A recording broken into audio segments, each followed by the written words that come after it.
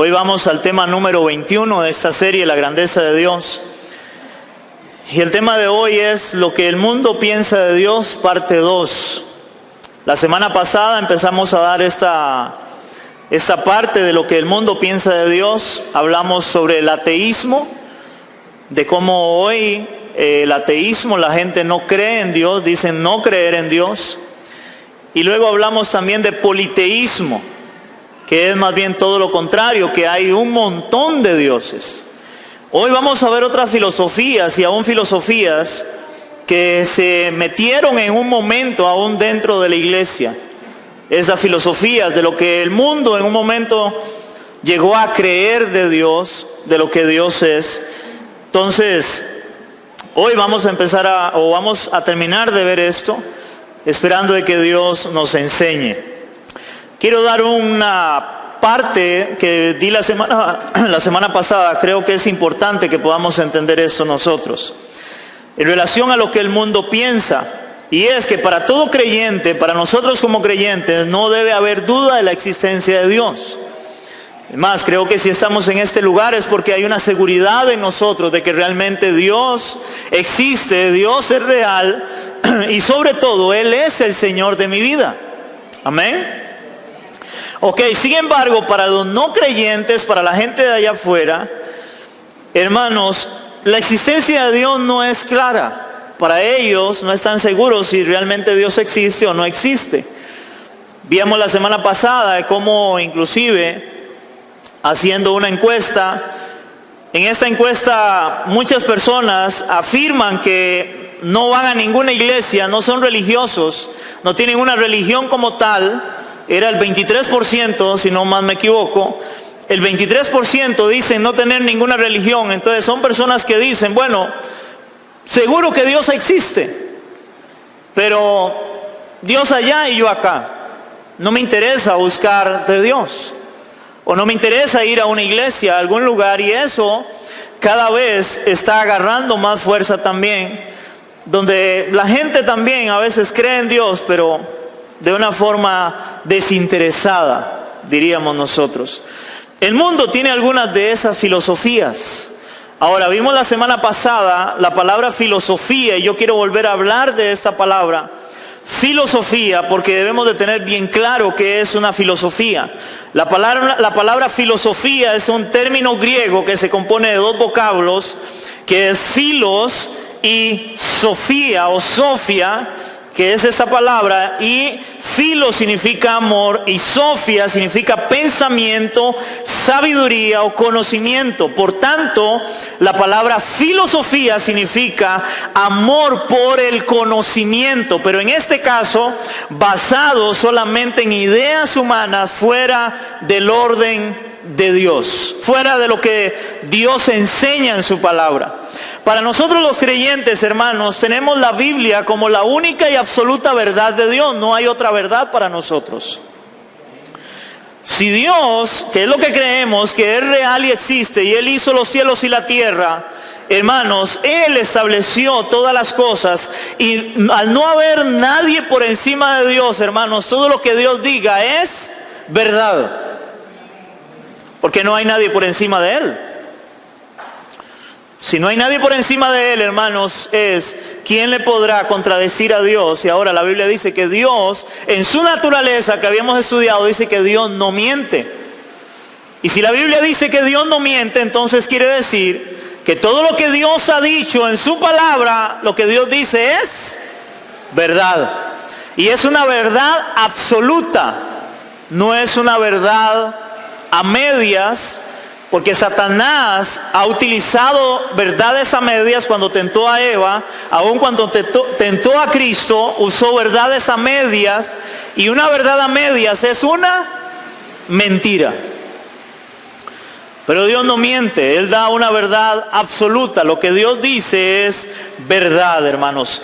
Y en esa verdad de Dios vamos a ver por la palabra, que lo vimos, dos citas bíblicas que vamos a ver para empezar a hablar de las filosofías. Dos citas bíblicas donde la Biblia nos advierte en relación a esta filosofía del mundo basada solamente en el conocimiento humano de lo que el hombre cree. Vamos a ver Colosenses 2:8. Colosenses capítulo 2, versículo 8.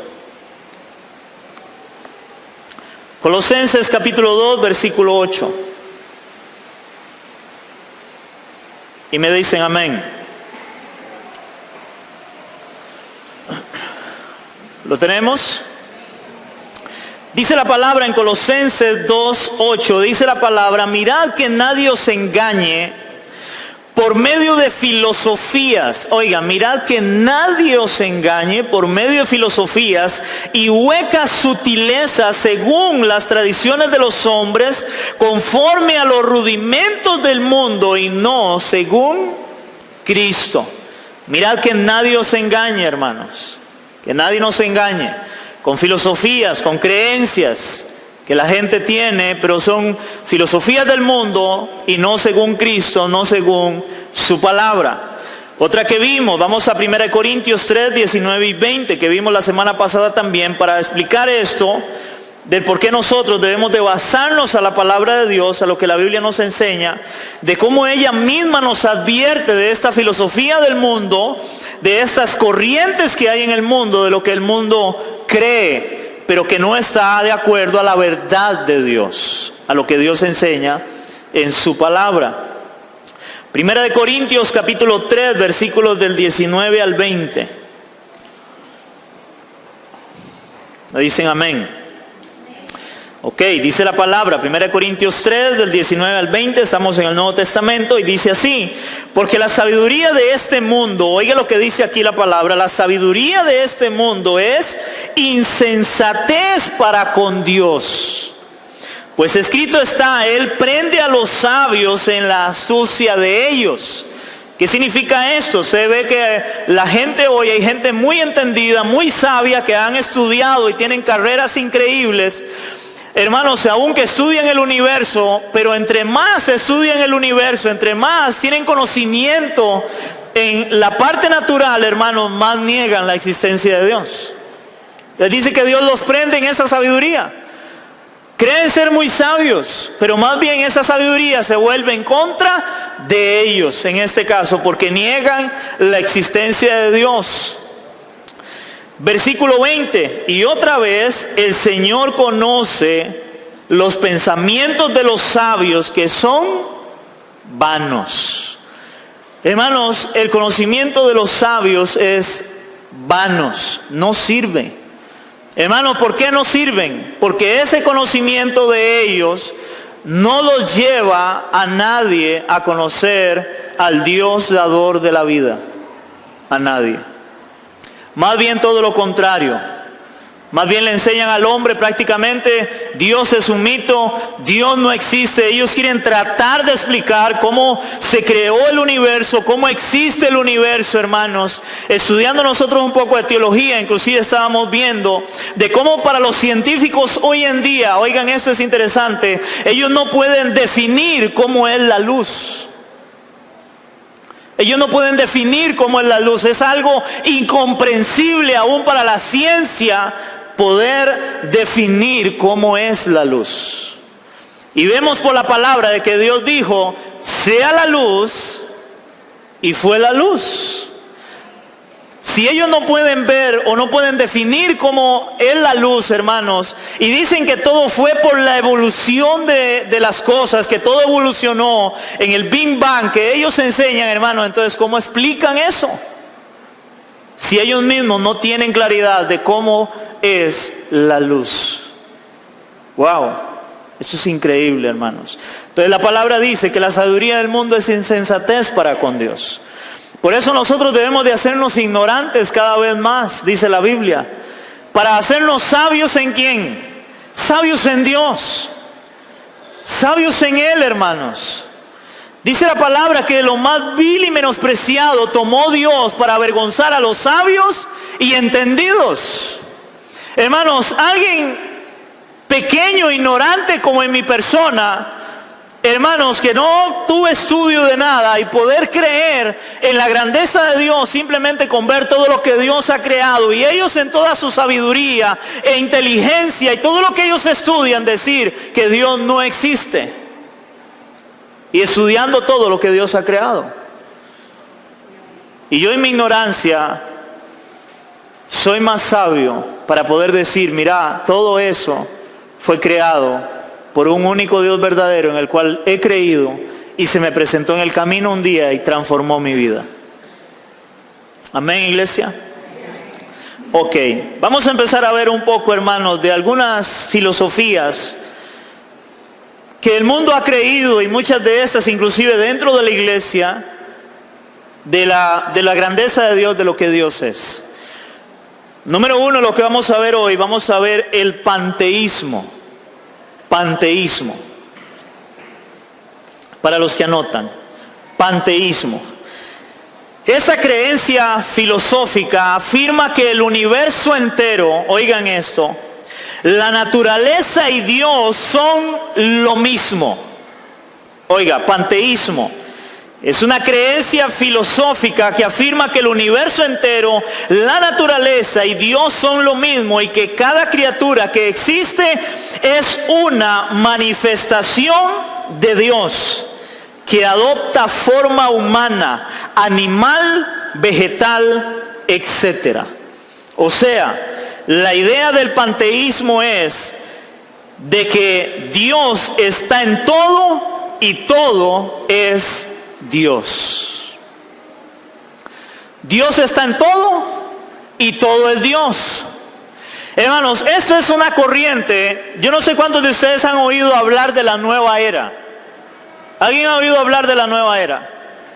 Hermanos, en la nueva era es algo parecido al panteísmo, donde en la nueva era se afirma, hermanos, de que cualquier cosa puede ser Dios. Lo que usted crea que es Dios, eso es Dios.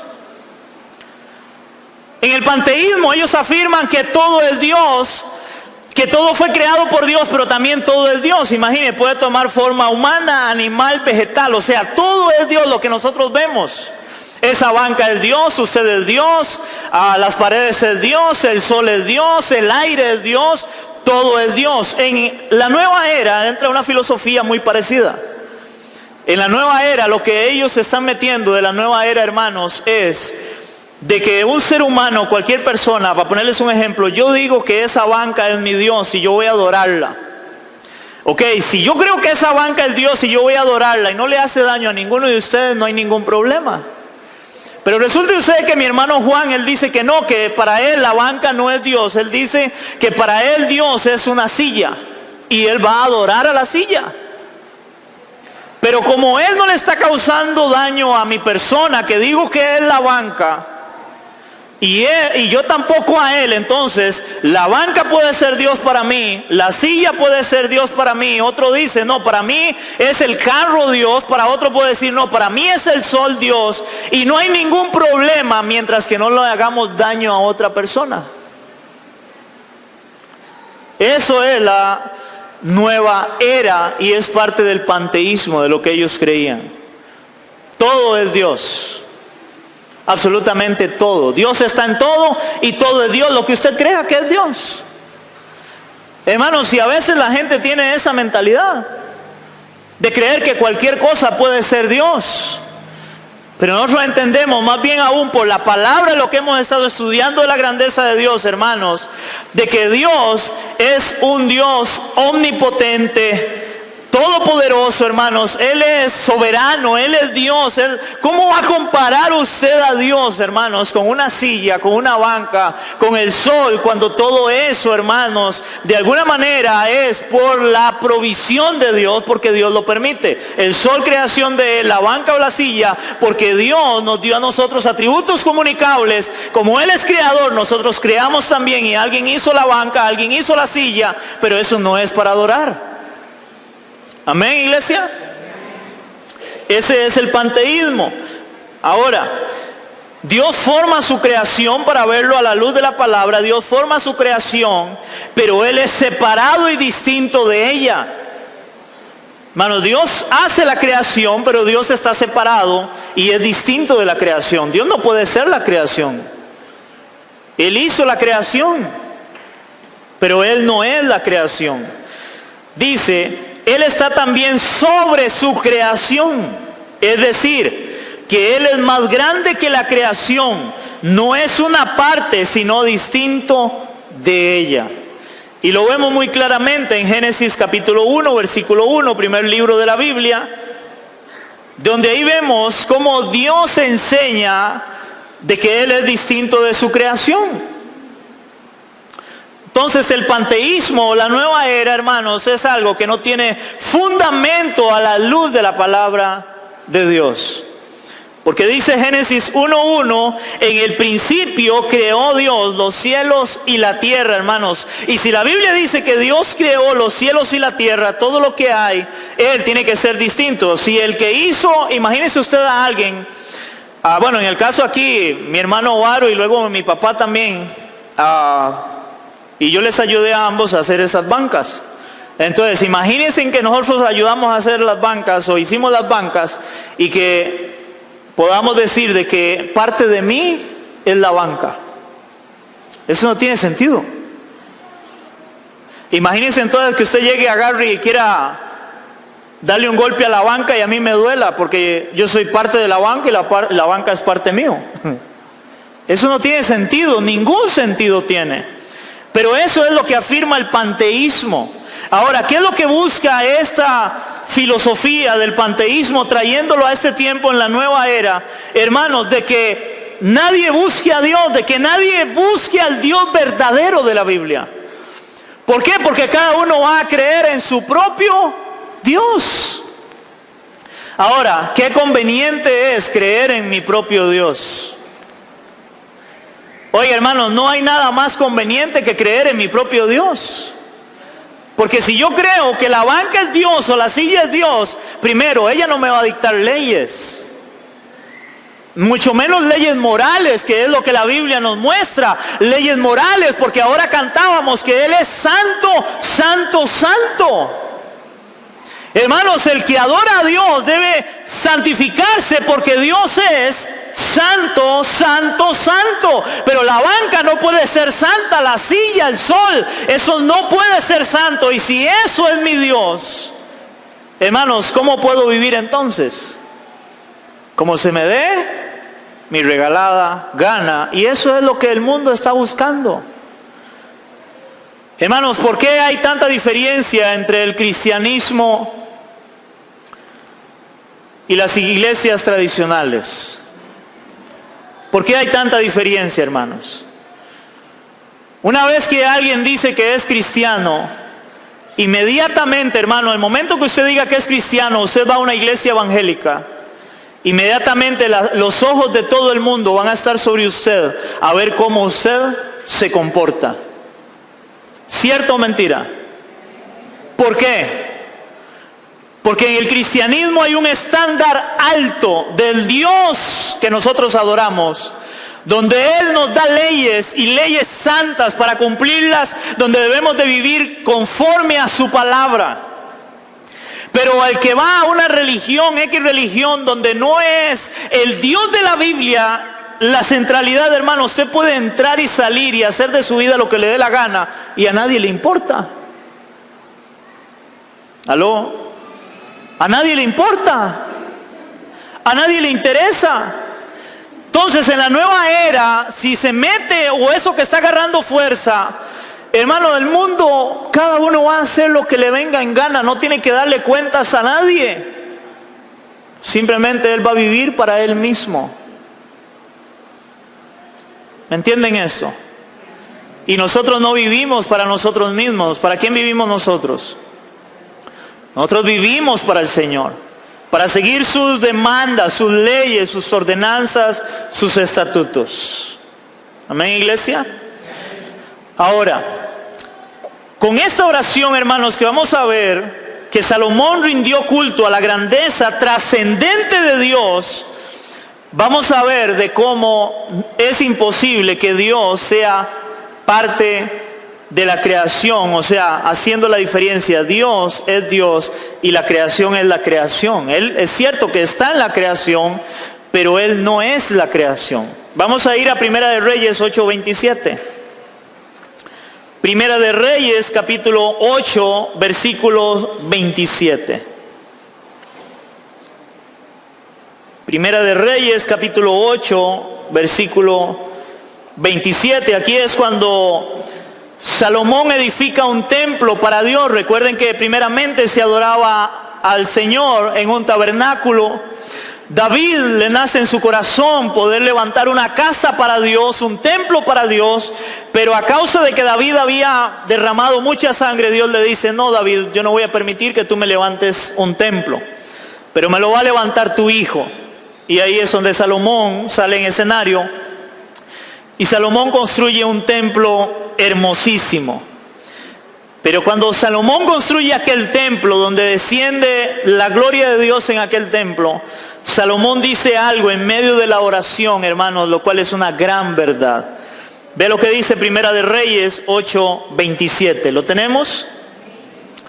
Dice la palabra, pero, y viene una pregunta: ¿es verdad que Dios morará sobre la tierra? Respuesta a esa pregunta, de que si Dios morará sobre la tierra, he aquí que los cielos y los cielos de los cielos no te pueden contener, cuanto menos esta casa que yo he edificado. Hermanos, Salomón construye una casa, un templo donde se suponía que ahí iba a venir a habitar la presencia de Dios. Pero Salomón de antemano, aquí en este pasaje, él está diciendo: oiga, pero ¿cómo va a hacerse eso? ¿Cómo Dios va a poder habitar en un templo, oiga, por más grande que se le haga, donde aún los cielos de los cielos no pueden contener su grandeza de lo que Dios es? Cuanto menos esta casa, dice Salomón. Cuanto menos una habitación de 4 paredes. Hermanos, porque no podemos jamás creer de que Dios es todo, jamás. Y Salomón lo entendía, aún en la casa. ¿Por qué? Ustedes no sé si se acuerdan o han estudiado esto, pero aún ese templo luego es destruido. Y era para Dios, y el templo es destruido. O sea, si Dios estaba ahí, realmente, y era Dios, destruyeron a Dios. Pero nada puede contener a Dios de su grandeza. Entonces, esa filosofía del panteísmo no tiene base bíblica o sentido bíblico de lo que la palabra de Dios nos enseña. Amén, iglesia. Vamos a otra filosofía, ya metiéndonos un poco más dentro de la iglesia, de lo que es la grandeza de Dios, de lo que es Dios. Y esta filosofía se llama subordinacionismo. Subordinacionismo se llama esta filosofía. Ese subordinacionismo, hermanos, es algo parecido a, ¿cómo les digo? Para ponerles un ejemplo, yo soy alguien que tengo autoridad, y entonces yo pongo a alguien a la par mía que yo le doy autoridad, pero la autoridad que yo le doy a él no es la autoridad que yo tengo, porque yo soy mayor que él. Eso es subordinacionismo. Esta herejía, hermanos, o esta filosofía, es una filosofía que entró dentro de la iglesia también, y es conocida como arrianismo. Arrianismo. Esta filosofía también se conoce como arrianismo. ¿Qué es el arrianismo, hermano? Vamos a ver esto un poco. Dice, el subordinacionismo es una herejía que va en contra de la Trinidad. Va en contra de la Trinidad. La Trinidad es que Dios es uno en esencia, poder, en deidad, representado en 3 personas. Pero esta herejía del subordinacionismo, que luego abrazaron el arrianismo también, va en contra de la Trinidad de Dios. Dice, establece que aun cuando el Hijo es divino, oigan eso, que cuando el Hijo es divino, no es igual al Padre en ser, atributos y rango. O sea, es como el Padre es la máxima autoridad y el Hijo tiene autoridad, pero no igual al Padre. Y por eso arrianismo o subordinacionismo. En esencia, el subordinacionismo establece que el Hijo es inferior al Padre. O sea, Jesús se convertía en un semidios, como se cree en la filosofía griega, en donde Zeus es el soberano de los dioses. Oigan esto, el soberano de los dioses, y tuvo relaciones con Alcmena, una reina mortal, de donde nace el semidios Heracles, conocido en la filosofía romana como Hércules. Entonces, hermano, eso es lo que toman en el subordinacionismo y el arrianismo, es una filosofía parecida a la mitología griega, donde en este caso lo que ellos toman para hacer la comparación es Zeus sería Dios Padre, donde este Zeus tiene relaciones con una mortal, en este caso María. De la relación de ellos nació un semidios que se conoce como Hércules, que es el que es más conocido por la gente. De ahí, según ellos, entonces salió el Hijo de Dios, Jesús. Entonces, Hércules era un dios, pero no era un dios como era Zeus. Entonces lo que ellos dicen era que Jesús era Dios, pero no como el Padre. ¿Me están entendiendo? Eso es una herejía, porque entonces están poniendo diferente al Padre y al Hijo. Y la Biblia no nos enseña eso. Esta herejía se establece por un hombre que se llamaba Arrio, por eso se establece arrianismo. Un hombre que se llamaba Arrio en los años del 256 al 336 después de Cristo. Este hombre era un presbítero de Alejandría en Egipto, probablemente de origen libio. Algunos de sus discípulos y simpatizantes colaboraron en el desarrollo de esta doctrina teológica que sostenía que Jesús era hijo de Dios, pero no Dios mismo. Oigan, que Jesús era hijo de Dios, pero no Dios mismo. El arrianismo fue condenado como herejía inicialmente en el primer concilio de Nicea en el año 325 después de Cristo. Hermanos, a través de la historia han habido varios concilios donde se reunían las máximas autoridades de la iglesia, donde cuando ellos oían alguna doctrina, alguna corriente nueva que entraba, ellos se reunían y empezaban a ver por toda la escritura, a ver si aquello era verdad o era falso. Pues en ese concilio ellos dicen, eso no puede ser. El Hijo realmente es Dios. El Hijo no es alguien parecido a Dios, pero que no es Dios, no, al contrario, el Hijo es Dios mismo. Y vean que esto para los años 200, 300 después de Cristo, ya empezaron a meterse en estas filosofías dentro del cristianismo, dentro de la iglesia. Dice, tras varias alternativas en las que era sucesivamente admitido y rechazado, o sea, empezó a ver que unos que sí y otros que no, fue definitivamente declarado herético, o sea, una herejía, en el primer concilio de Constantinopla, en el año 381 después de Cristo. Para el tiempo presente, los que sostienen una doctrina como esta son los testigos de Jehová. Los testigos de Jehová, hermanos, no creen en que Jesucristo es Dios, pero el Dios verdadero, el que es igual al Padre. Ellos sostienen de que sí es Dios, pero no igual en esencia, en divinidad que el Padre. ¿Cuántos sabían eso? Testigo de Jehová no cree, y por eso ellos, aunque ellos lo niegan, pero al testigo de Jehová, la mayoría de gente afirman de que ellos son arrianistas. Y ellos dicen que no, que eso no es así. Pero realmente, de acuerdo a la doctrina de ellos, pues sí, ellos abrazan la doctrina del arrianismo, donde creen en el subordinacionismo, donde está el Padre, pero luego está el Hijo, pero no tienen la misma condición.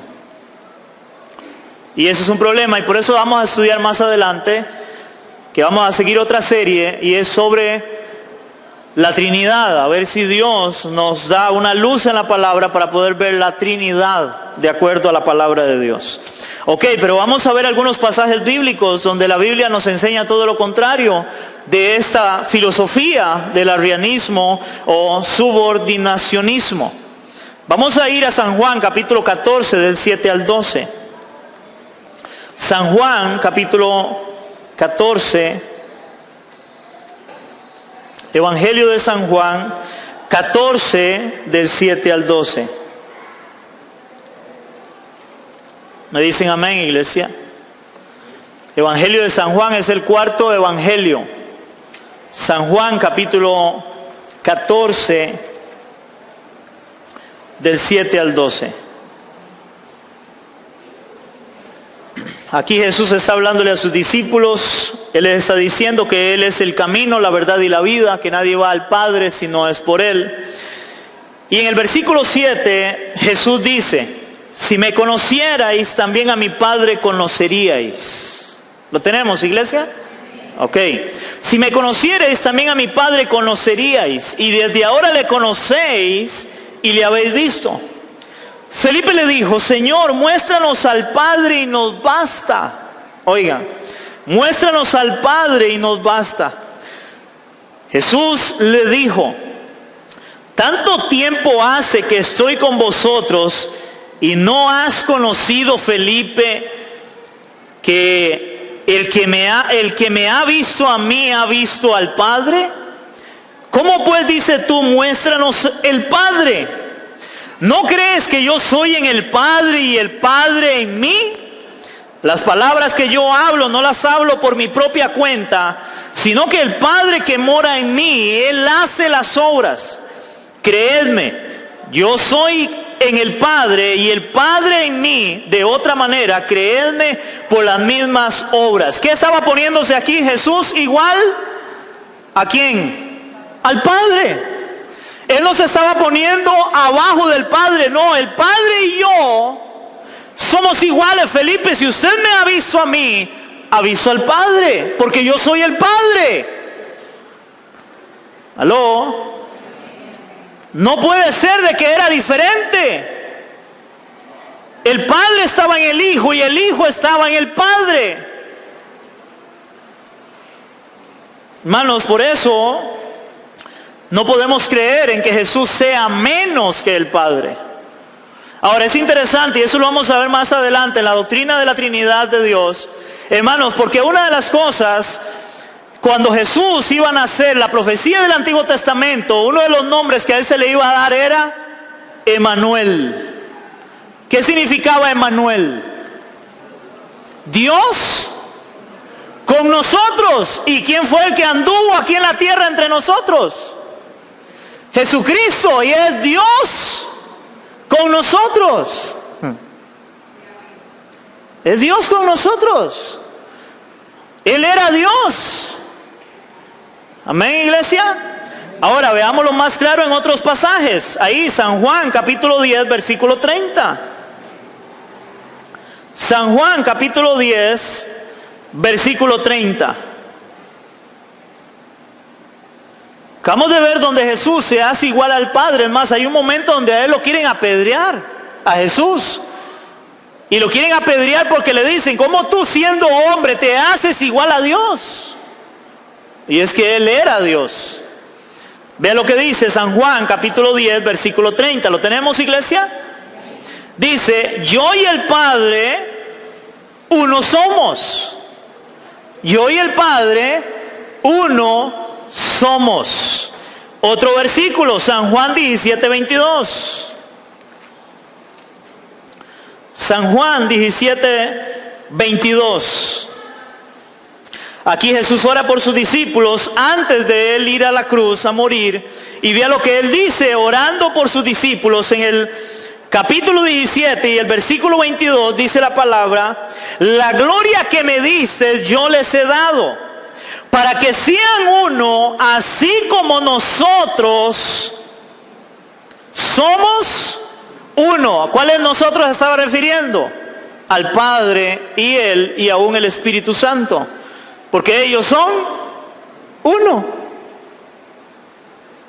Para que sean uno, como tú y yo somos uno. Ahora, es interesante porque, hermanos, en eso que Jesús está diciendo acá, hermanos, nosotros también, y hay que tener mucho cuidado, porque nosotros tenemos algo de Dios también. ¿Y qué es lo que tenemos? El Espíritu Santo que habita en nosotros. Y el Espíritu Santo es Dios. Hermanos, pero ¿por qué les digo que hay que tener cuidado con esto? Yo no sé cuántos de ustedes han oído, hermanos, yo oí una herejía, porque no puedo decirlo de otra forma, donde hay un hombre muy famoso que la mayoría de gente ve y escucha en la televisión, muy famoso, que hace milagros, cantidad de milagros, y él en una predicación afirma que nosotros somos dioses junior, dice él. Hermanos, y cuando yo oí eso, yo dije, oiga, no puedo creer lo que ese hombre está diciendo. Él enseña a la iglesia que nosotros somos dioses. Hermanos, nosotros no somos dioses, somos creación de Dios. Y los que hemos creído, Dios dice la palabra en San Juan 1:12, a los que le recibieron, a los que creen en su nombre, se les dio el privilegio, la oportunidad de llegar a ser hijos de Dios, pero no dioses. Y él enseña que somos dioses. Ahora, imagínense esta filosofía con un poco revuelta con la filosofía que antes vimos, hermanos, donde usted puede creer lo que usted quiera, de que cualquier cosa es Dios. Ahora en este caso no es la silla, no es la banca, no, yo soy Dios. ¿Qué le da a eso, hermanos? ¿Libertad de qué? De hacer lo que quiera. Porque si yo soy Dios, ¿para qué me voy a sujetar a alguien? Yo mismo soy un Dios. Y suena linda la filosofía, pero muy lejos de la verdad de Dios y su palabra. Hermanos, porque Dios no comparte su gloria con nadie. Eso dice la Biblia. Dice que Él no compartirá su gloria con nadie. Él es Dios y no hay otro fuera de Él. Amén. Y es interesante porque también, para agregarle un poquito más a esto, si Él no comparte su gloria con nadie, toda la gloria es para Él, porque Cristo siempre recibe gloria. Aún en Apocalipsis, donde se postran los ancianos y le dan gloria al Señor Jesucristo. Porque Dios no comparte su gloria con nadie. Él es uno y Jesús es el Señor y Él merece la gloria. Él no comparte su gloria con nadie. Amén, iglesia. Gloria a Dios. ¿Entendemos eso? Otra filosofía, modalismo. Es otra filosofía, modalismo, que también entró en un momento dentro de la iglesia, modalismo. Esa filosofía, hermanos, de modalismo, también la abrazó en un momento de la historia un hombre, pero a esa se le llamó sabelianismo, por un hombre que se llamaba Sabelio. Sabelianismo, modalismo o sabelianismo. Hermanos, ¿qué es el modalismo? Yo no sé cuántos de nosotros, bueno, creo que todos tienen un televisor, ¿verdad? Hoy, pantalla y todo. Donde usted puede poner la pantalla en modos. Yo no sé si han visto en el control de una parte donde dice modos, ¿verdad? Modo de silencio o modo de brillo. Inclusive hay un brillo más opaco, otro brillo más fuerte. ¿Han visto eso en sus televisores? Ok, esos son modos, o sea, él cambia en este caso. Ok, vamos a ver cómo eso entró dentro del cristianismo también, dentro de la iglesia, el modalismo, y que lo abrazó el sabelianismo. Sabelio fue un predicador y teólogo que enseñó en Roma alrededor del año 215 después de Cristo. Enseñó que el mismo y único Dios se manifestaba y operaba de tres modos distintos. Oigan, operaba de tres modos distintos. Por lo que era Padre en el Antiguo Testamento, pero luego Él se encarna y se hace Hijo. Luego de que es Hijo, Él sube al cielo y Él ahora baja, pero en Espíritu Santo en Pentecostés. O sea, modos, Él cambia. Él cambia. Pero curiosamente la Biblia dice que Dios no cambia. ¿Verdad? Eso es modalismo, que lo adoptó el sabelianismo a través de Sabelio. Por eso se le dio a esa doctrina el nombre de sabelianismo. Dice, la noción sabeliana es que Dios es una sola persona, manifestándose a sí mismo algunas veces como Padre, algunas veces como el Hijo y algunas veces como el Espíritu Santo. Pero esto le haría cesar de existir como Padre cuando se manifestara como Hijo o viceversa. Porque si cambia de modo, entonces cuando Él es Hijo, ya no es Padre. Y si Él es Hijo, ya no es Espíritu Santo. Entonces cuando Él cambia a Espíritu Santo, entonces ya no es Hijo y ya no es Padre, porque ya cambió de modo. Eso es lo que enseña el modalismo, y por eso se llama modalismo. Y esta doctrina entró por Sabelio y se le llamó sabelianismo. Dice, pero en los siguientes pasajes vamos a ver de cómo la Biblia nos habla, donde están en uno de ellos por lo menos las tres personas. Hay otro donde están las dos personas de la Trinidad. Entonces, si eso sería así, entonces Él no podría, o sea, porque si cambió de modo a Hijo, entonces no puede ser Padre y no puede ser Espíritu. ¿Me están entendiendo? Ok, vamos a ir a Mateo capítulo 3, versículos del 16 al 17. Mateo capítulo 3, del 16 al 17.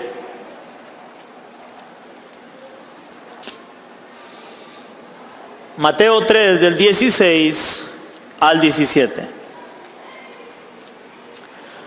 Dice la palabra. ¿Lo tenemos, iglesia? Aquí es cuando Jesús es bautizado. Dice la palabra. Mateo 3, 16, 17 dice: Jesús, después de que fue bautizado. Ok, ¿quién está ahí? Jesús. Y ya vimos que Jesús es Dios. Ahí está Jesús. Ok. Jesús, después de que fue bautizado, subió luego del agua, y aquí los cielos fueron abiertos, y vio al Espíritu de Dios que descendía como paloma. Ok, está Jesús. ¿Desciende quién? El Espíritu de Dios, el Espíritu Santo. En una forma como paloma, que eso ya lo estudiamos, simbolismo, porque no es que el Espíritu Santo es una paloma. Es como paloma, pero no es una paloma. Amén. Está el Hijo, está el Espíritu Santo, y ahora dice la Biblia, y venía sobre él. 17. Y una voz de los cielos que decía: este es mi Hijo amado, en quien tengo complacencia. ¿Quién estaba hablando? El Padre. Ahí están los tres. Las tres personas de la divinidad estaban ahí. Entonces el modalismo, si es por modos, ¿y cómo hizo? ¿Cómo hizo? Ahí están las tres personas de la divinidad siendo Dios. Otro pasaje, Mateo 17, 5. Mateo 17, 5. Mateo 17, 5. Aquí es cuando Jesús se transfigura, la transfiguración. Jesús está en el monte, igual antes de Él ser entregado.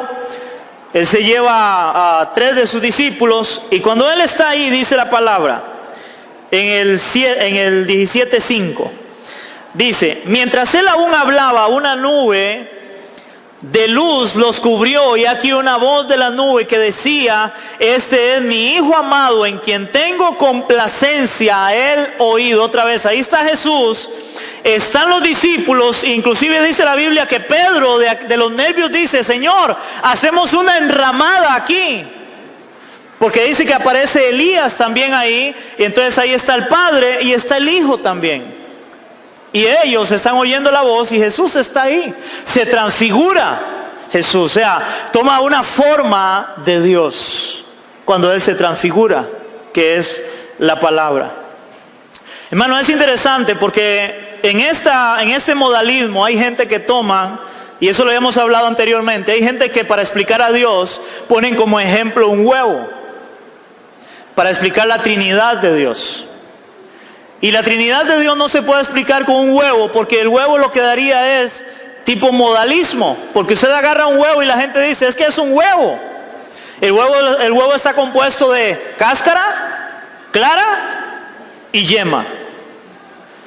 Pero el punto es que ustedes, las mujeres que cocinan, usted puede agarrar el huevo y usted lo aparta, y usted puede poner inclusive la cáscara, la clara y la yema aparte, ¿verdad? Eso sería modalismo. Usted está dividiendo, y usted a Dios no lo puede dividir, porque ¿cuántos dioses hay? Solo hay uno. Hermanos, por eso el misterio de la Trinidad es uno de los misterios más difíciles de comprender, al igual como ya lo habíamos predicado en otra serie anteriormente, el misterio de Cristo, 100% Dios, 100% hombre. Son misterios, hermanos, que a nosotros como seres humanos finitos que somos, hermanos, es muy difícil comprenderlo. Pero lo vemos a través de la palabra de una forma donde yo puedo en la fe abrazar esto y decir: sí, realmente es de esta forma. Porque es un Dios en tres personas. Ahora, en ese modalismo también había hablado el otro día, y es interesante, hermanos, porque hoy en día hay congregaciones, iglesias, sectas, religiones, no sé cómo decirlo, donde, hermanos, está por ejemplo los que adoran a Jehová solamente, como se conoce los testigos de Jehová. Ellos a quien adoran solamente y dicen que solamente es Jehová, el Padre. Curiosamente hay otra iglesia que se llaman los Solo Jesús, donde ellos solamente adoran única y exclusivamente a Jesús. Es interesante, o sea, como el huevo, separándolo. Solamente a Jesús adoran. Ellos dicen inclusive que nosotros estamos mal y no estamos bien, porque en el cristianismo la gente se bautiza en el nombre del Padre, del Hijo y del Espíritu Santo. Ellos dicen que nosotros no somos salvos porque solamente podemos bautizarnos en el nombre de Jesús. Ellos son salvos porque se bautizan solamente en el nombre de Jesús, porque solamente adoran a Jesús. Luego hay otra iglesia mundial muy fuerte, es así, yo creo que la gente tiene más conocimiento, que es una iglesia brasileña, Oración Fuerte al Espíritu Santo. Ahí, hermano, es solamente el Espíritu Santo. Y en esta iglesia, hermano, yo les decía el otro día, oiga, ahí suceden milagros increíbles. Ahí solamente oran al Espíritu Santo. Y hay milagros de milagros. Pero hemos visto por la palabra, los que tienen más tiempo en la iglesia, hermanos, ¿cuál era el significado de los milagros? Para que la gente creyera ¿en quién? En Jesús como Dios. Esa es la centralidad de los milagros. Y ahí hay milagros de milagros, pero la gente no se convierte. Hoy en el cristianismo igual, hay gente que sigue milagros, pero la gente no se convierte. Hermanos, y los milagros por sí solos no hacen nada. Hay gente que le pide, vaya donde un brujo y le hace un milagro, y es un milagro, pero eso no está trayéndole la salvación. Un milagro debe traer arrepentimiento a salvación. Por eso la mayoría de las personas que Jesús sanó, le creyeron a Él, que Él era el Señor, Él era Dios. Exceptuando el pasaje donde Él sana a 10 leprosos y solamente uno vuelve a darle la gloria a él y él dice, ¿no fueron 10? ¿Dónde están los otros 9? Solo este vino a dar gloria a Dios. Hermanos, y eso yo creo que hoy es muy normal. Yo no sé cuántas personas usted conoce que han recibido algún milagro de parte de Dios. Y eso les ha ayudado hoy a volverse al Señor. La mayoría de las personas, un 90% o 95% reciben milagros de Dios y se les olvida a Dios. ¿Cuántos han visto eso? Porque el milagro por sí solo no hace nada. Es un milagro. ¿A qué vino Cristo? ¿A hacer milagros solamente o a salvar la humanidad, a salvar al hombre? A traer salvación para el hombre. No solamente a hacer milagros. Y el Espíritu Santo en esta iglesia se toma solo para hacer milagros. Y ahí hay milagros, hermanos, increíbles. A un día de eso estaba viendo hace unos días atrás y les conté a algunos y me dijeron, pastor, yo quiero ir ahí. Porque hicieron un milagro, llegó una mujer gorda y la hicieron delgazar. Y empezaron a orar, oiga, y la mujer se adelgaza. Se le ven de la ropa, oiga, de un pronto a otro y la ropa se le ve grande, se adelgaza. Y muchos dijeron, yo quiero ir ahí. Hermanos, pero los milagros no son evidencia de nada, porque la Biblia enseña que cuando venga el anticristo, él vendrá ¿con qué? Señales, prodigios y milagros. Pero es el anticristo. La iglesia no se va a dejar guiar por milagros. Nosotros nos guiamos por la palabra de Dios, que es la verdad que tenemos absoluta, su palabra. No porque alguien haga un milagro, hermanos, porque Satanás se disfraza de ángel de luz. Él hace milagros también. ¿Cuántos saben eso?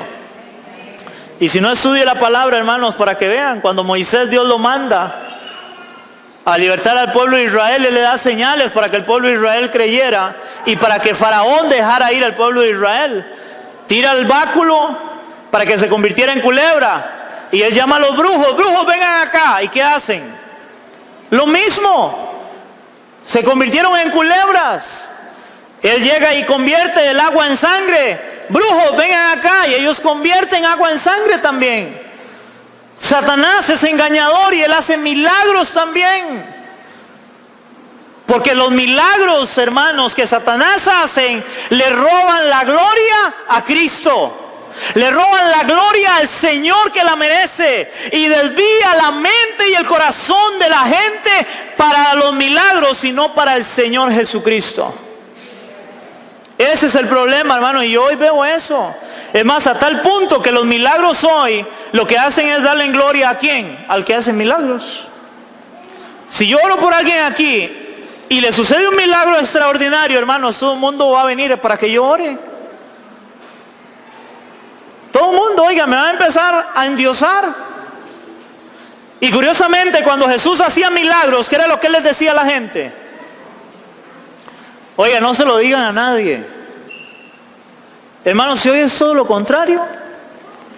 Alguien le sucede un milagro y es más bien como, dígale a la gente que yo oré y yo le hice un milagro. ¿Para qué? Para que lo sigan. Hoy la iglesia se está convirtiendo en seguidora de ídolos y no en seguidora de Cristo. Hermanos, y ya para ir terminando, la última filosofía. Esa filosofía se llama triteísmo. Triteísmo. Esa filosofía, triteísmo. En esta filosofía de triteísmo dice, es la herejía de los que han enseñado que Dios no solamente hay 3 personas, sino que son 3 esencias, 3 sustancias divinas y por consiguiente 3 dioses. Hermanos, si usted sabe que también hay un hombre también muy conocido en la televisión también, como el que antes había nombrado o dije, que hace también milagros increíbles, y este hombre llegó a afirmar eso. Llegó a afirmar que Dios eran 3 dioses. Wow. Y oiga, y es una también de las iglesias más grandes en Estados Unidos. Y él llegó a afirmar que Dios eran 3 dioses. La Biblia no enseña que son 3 dioses. La Biblia enseña que solo es un solo Dios, pero representado en 3 personas. Pero es un solo Dios. Y el triteísmo enseña eso, que son 3 dioses en esencia, en sustancia divinos. Pero vamos a ver qué afirma Dios mismo en su palabra. Vamos a ver qué dice Dios mismo de Él en su palabra en relación a esta filosofía de triteísmo. Vamos a Deuteronomio capítulo 6, versículo 4. Deuteronomio capítulo 6, versículo 4. Oí después de que este hombre, después de que había dicho esto, tuvo que retractarse en la iglesia porque le llovieron críticas de un montón de sectores de la iglesia cristiana, cuando él afirmó que Dios eran 3 dioses. Y le llovieron críticas de críticas. Y tuvo que retractarse. Deuteronomio 6:4, ¿lo tenemos, iglesia? Dice la palabra: oye Israel, Jehová nuestro Dios, Jehová, ¿cuántos? Uno es. Oye Israel, ¿quién estaba hablando ahí? Dios estaba hablándole a su pueblo, a Israel. Oye Israel, Jehová nuestro Dios, Jehová, uno es. Hermano, ese es un Dios, un único Dios verdadero, creador del cielo y de la tierra. Amén. Vamos a otro pasaje, Isaías 44:6. Isaías 44:6. Isaías 44:6. Además, ¿alguien me puede leer el título ahí? Jehová es el único Dios. Isaías 44:6 dice su palabra: así dice Jehová, Rey de Israel, y su Redentor, Jehová de los ejércitos. Yo soy el primero y yo soy el postrero, y fuera de mí, oigan, fuera de mí no hay Dios. Fuera de Él no hay Dios. ¿Y recuerdan cuando Jesús se puso en un ¿qué? Con el Padre? En un igual. El que me ha visto a mí, ha visto al Padre. Porque fuera de mí no hay Dios. No hay Dios. Vamos al Nuevo Testamento, Marcos capítulo 12, versículo 29. Marcos capítulo 12, versículo 29. Marcos 12, 29. Aquí estaban hablando del gran mandamiento. Y en ese gran mandamiento dice la palabra, Marcos 12, 29 dice: Jesús le respondió, porque la pregunta es, ¿cuál es el primer mandamiento de todos? Y Jesús le respondió: el primer mandamiento de todos es: oye Israel, el Señor nuestro Dios, el Señor uno es. Ahora ahí mismo, versículo 32 de ese mismo capítulo 12, versículo 32, dice la palabra: entonces el escriba le dijo: bien, maestro, verdad has dicho, que uno es Dios y no hay otro fuera de Él. Solo hay un Dios, no son 3 dioses. Es solamente un Dios representado en 3 personas: Padre, Hijo y Espíritu Santo. El Padre es Dios, el Hijo es Dios y el Espíritu Santo es Dios. ¿Dioses diferentes? No, el mismo Dios, un solo Dios. Hermano, yo sé que eso es un poco complicado. Por eso cuando empecemos, hermanos, la serie de la Trinidad de Dios, voy a tratar de una forma sencilla, pero de acuerdo a la palabra, tratar de explicar y tratar de enseñar, porque es un misterio, es muy difícil, hermanos. Pero tratar de ver, y vamos a usar el videoín para tratar de ver un poco eso y ver ese Dios trino, uno en tres personas. Amén, iglesia. ¿Hemos entendido esas filosofías? Amén. Esperando, hermanos, de que Dios nos haya hablado y nos haya enseñado. Y vamos a orar para dar gracias a Dios porque conocemos a ese Dios verdadero y único, que merece honra y merece gloria. Amén. Vamos a orar. Padre, queremos orar delante de ti, Señor, en esta mañana, dándote gracias. Dándote gracias, Señor, por lo que hemos estudiado, por lo que hemos visto en tu palabra. Donde hemos visto, Señor, un montón de filosofías, de creencias, muchas de esas herejías a la luz de tu palabra, Señor, de lo que tú eres, de lo que tú nos muestras. Hoy te damos gracias porque conocemos al único Dios verdadero, representado en tres personas, Señor, creyendo esa verdad absoluta de que no son tres dioses, sino un Dios verdadero. Pero que el Padre, el Hijo y el Espíritu Santo también son tres personas. Y juntas forman lo que tú eres, Señor, el Dios verdadero y único. Algo difícil de comprender y entender para muchos, Señor. Pero a los que tenemos el Espíritu de Dios, Señor, a través de la luz de tu palabra, podemos verlo de una forma clara, Señor. Ojalá, Padre, y en mi oración que estas enseñanzas hayan servido para fortalecer la fe de mis hermanos de la iglesia y que cada vez más a través del conocimiento de tu palabra, Señor, nos acerquemos a ti. Cada vez más, Señor, a través del conocimiento de tu palabra podamos honrarte como único Dios verdadero y sobre todo como el Salvador de nuestras vidas. El que moriste en esa cruz, Señor, para traer salvación a todos los que hemos creído, Padre. Gracias, Señor, te damos en esta hora. Gracias por el pueblo, gracias por mis hermanos, Dios. Y que toda la honra, toda la gloria, Señor, y toda la alabanza sean para ti, Señor, al único y sabio Dios, dice la palabra, creador del cielo y de la tierra, Señor, al Dios invisible, Padre, al que ninguno de los hombres ha visto ni puede ver, dice tu palabra, pero que tú te hiciste hombre y viniste, Señor.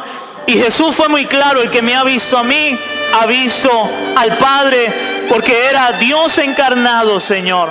Eras tú mismo, el Dios verdadero, el Emmanuel, el Dios con nosotros, Padre. Gracias te damos, Señor, en el nombre de Jesús. Amén y amén. Le damos un aplauso.